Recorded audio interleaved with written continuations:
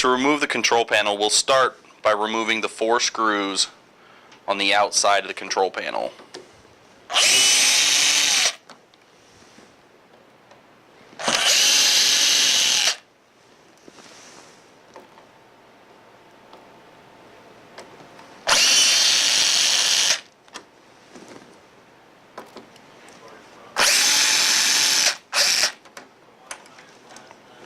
Place those 4 screws somewhere where they won't be lost.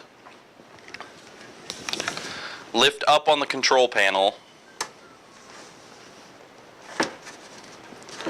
and slide your hand in the area where the glass tubes are located and support the manifold from the back side. Then remove the 4 screws located on the front holding the manifold in place.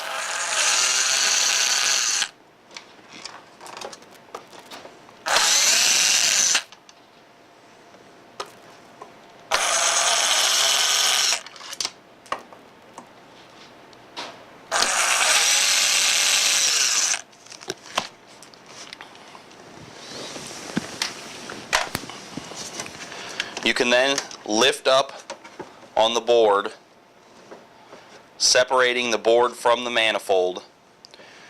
Gently lay the manifold to the side inside the machine.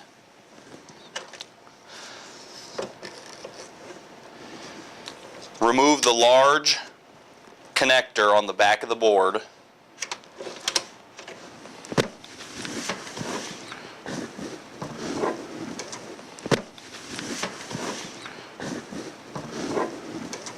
Locate the manifold and remove the 5 small connectors connected to each of the valves.